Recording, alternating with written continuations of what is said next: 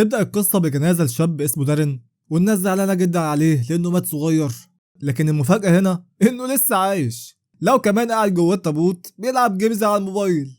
بنرجع فلاش باك، دارين بيتكلم عن حياته، إنه كان مشهور في المدرسة ومحبوب جدا، وكان دحيح وعيلته بيفتخروا بيه. لكن مشكلته الوحيدة هي في صديق عمره، صاحبه اللي اسمه ستيف. في يوم دارين وستيف كانوا مزوغين من حصة وبيطلعوا سطح المدرسة. ستيف بيرمي طوبة على كذا لمبة وبيكسرها، وبيتحدى دارين انه يعمل كده برضه. لكن مدرس التاريخ سمع صوت التكسير وبلغ الإدارة عنهم. الإدارة عاقبتهم وعملوا استدعاء ولي أمر. أهل دارين كانوا متضايقين جدا من اللي عمله، لأنهم كانوا فاكرينه أعقل من كده وإنه طالب مثالي. زعقوا له جدا ومنعوه يشوف ستيف تاني عشان ما يبوظش أخلاقه. تاني يوم دارين بيعرف ستيف إنهم خلاص ما ينفعش يبقوا صحاب تاني، وأهله قفشوا عليه وزعقوا له على اللي حصل. ستيف بيقول له: أنت مهزأ يلا، هو أي حاجة أهلك يقولها لك تسمع كلامهم؟ وهما بيتكلموا عربية قديمة بتعدي جنبهم. الراجل اللي جواها حدف لهم منشور إعلان، واتضح إنها دعوة دخول سيرك اسمه عرض غريب، وبيوضح إن العرض بيتعمل مرة واحدة كل 500 سنة.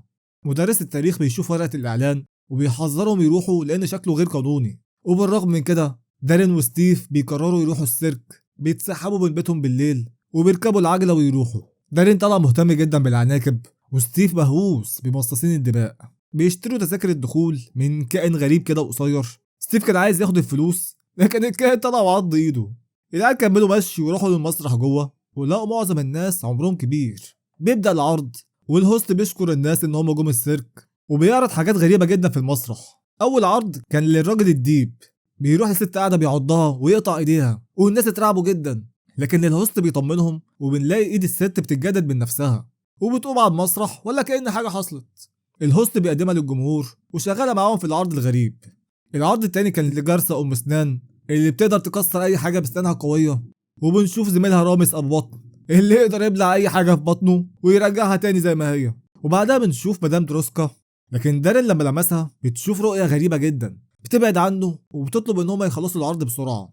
بنشوف لارتن بيطلع المسرح مع العنكبوت بتاعه، بيرقصوا سوا وبيبهروا الجمهور. ستيف بيقول لدارين انه شاف لارتن قبل كده في كتاب عن مصاصين الدماء، وان ده مش اسمه الحقيقي. وفجأة الشرطة بتدخل لمكان السيرك، ومعاهم مدرس التاريخ وهو اللي قال لهم على مكانه. دارين بيطلع يجري بسرعة ولقى العنكبوت اللي بيرقص في قفص. دارين مبهور جدا بيه فبيقرر يسرقه، لكن بيسمع اتنين بيتكلموا ويضحكوا، فراح يشوف هما مين.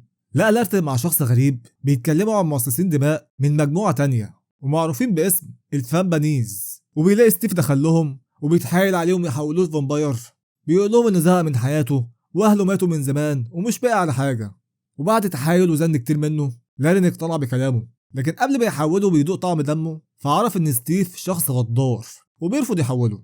لارتن بيكتشف ان العنكبوت بتاعه مش موجود، ودارين طلع يجري بسرعة قبل ما يشوفه. ووصل للشارع لقى العربية القديمة، ركبها وكان في اتنين جوه، واحد اسمه تايني والتاني اسمه مورلو. بيتكلموا معاه وكانوا مفكرين ان دارين هو ستيف، فلما عرفوا انه مش هو ستيف وصلوه للبيت. تاني يوم دارين بياخد معاه العنكبوت للمدرسة، وستيف بيكتشف دوت وبيلعب بالعنكبوت، لكن وقع منه وطلع يجري. ستيف يجري وراه عايز يموته، والعيال خايفين وبيطلعوا يجروا. العنكبوت بينط على وش ستيف وعضه وبيهرب من الشباك. ستيف بيقع على الارض واغمى عليه لانه اتسمم من العضه.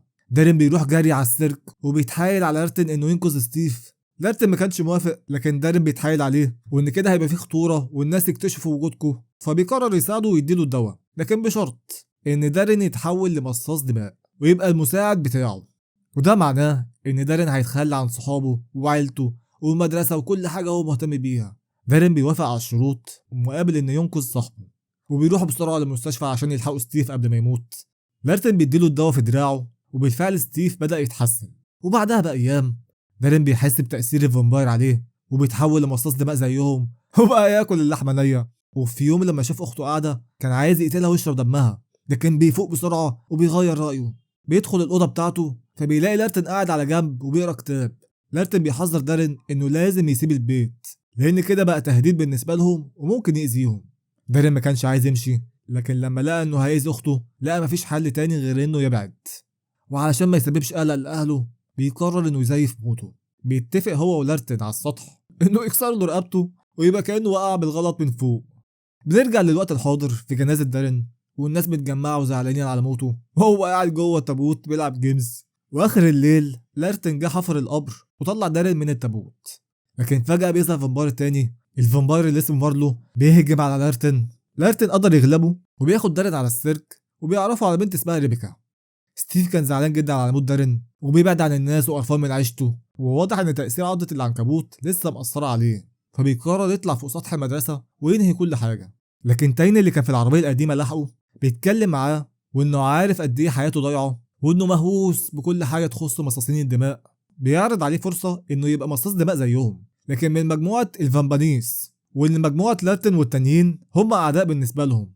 ستيف بيسمع كلامه لكن مش مصدقه، وبيتصدم لما قال له ان دارين صاحبه لسه عايش. ستيف كان غضبان جدا ان صاحبه ما قالهوش، وبدون تفكير بيوافق على العرض بتاع تايني. دارين كان قاعد ماسك الموبايل وبيحن لصاحبه ستيف، فبيقرر يكلمه، لكن لارتن كان موجود، اخد منه الموبايل وكسره برجله. تايني راح لهم المخيم يتكلم معاهم عن دارين، واكتشف ان دارين عنده قوة خارقة مش عادية، فبيطلب منهم يسلموا دارين وياخدوا معاه. وبالرغم من انهم اعداء، تال بكل دبلوماسية قال له هنفكر في الموضوع. لارتن بيكلم دارين ما يطلعش من المخيم، لان بقى فيه قلق وخطر على حياته، وبيبدأ يدربه بقوة عشان يقدر يتصرف لوحده إذا واجه أي مشكلة. لارتن كان سريع جدا ودارين مش قادر حتى يلمسه، لكن مع التدريب مهارته وقوته بدأوا يتطوروا. مارلو كان مع ستيف وبيبدأ تقوس تحويله لمصاص دماء، وستيف هيبقى عنده قوة خارقة للطبيعة. ستيف اتحول وقرر إن ضحيته الأولى يكون مدرس التاريخ، وبكل شر راح قتله وشرب دمه. دارين كان بدأ يحس بالجوع وإنه عايز يجرب نوع دم جديد. لارتن وداه المزرعة وخدر الراجل. بيقول لدارين مصاص الدماء ممنوع انه يقتل اي انسان، لكن مسموح انك تاخد شويه من دمه كده. دارين وبالرغم ان هو جعان لكن ما قدرش يعمل ده، وبيرجعوا للمخيم. وبعدها بشويه جماعه الفامبانيز بيهجموا على المخيم عشان ياخدوا دارين، وقتلوا مصاصين دماء كتير. بيدوروا عليه فلقوه مع ريبيكا. دارين بيواجههم ولارتن وصل بسرعه يساعده وقدر يهربه، لكن اكتشفوا ان الفامبانيز خطفوا ريبيكا. دارين تاني يوم بيقرر ينقذها وبيلوم نفسه ان هم خطفوها، وفي نفس الوقت تايني بيخطف عيلة دارين وبيعمل له فخ. لارتن بيقرر ان هو ينضم للمعركة وبيجهز اسلحته والدرع بتاعه. دارين بيوصل لمكان تايني، بيلاقي ريبكا وعيلته متكتفين ومتعلقين على الحيطة. بيتفاجئ لما يلاقي ستيف صاحبه معاهم وبيهاجموا. لارتن كان وصل وبتبدأ المعركة. دارين كان واضح جدا ان هو ضعيف قدام ستيف لانه ما شربش اي دم زيه. ريبكا قدرت تفك نفسها وبتقول لدارين يشرب من دمها عشان يبقى قوي. ما كانش موافق في الاول، لكن ريبكا اكدت له انها هتكون كويسه. لارتن اتصاب واتعور جامد، لكن بالرغم من كده بيستخدم اخر قدراته وبيقتل مورلو بضربه في قلبه، وبيجري يواجه ستيف. وتايني قاعد بعيد بيتبزج وهو بيتفرج عليهم. نزل لهم يهدي الامور واستخدم قدراته عشان يرجع مورلو للحياه، لكن رجع كائن غريب وقزم. وبعد ما الامور هديت بيقول لدارين وستيف يجوا معاه. ستيف راح لكن دارين بيرفض. وبعد المعركة اللي حصلت، لارتن استخدم التنويم المغناطيسي مع عائلة دارين ومسح الأحداث اللي حصلت من ذاكرتهم، وبكده مش هيفتكروا اللي حصل. دارين بيرجع مع لارتن للمخيم الغرباء، وكل اللي هناك بيرحبوا بيه كأنه في بيته، وبيبقى واحد من عيلتهم.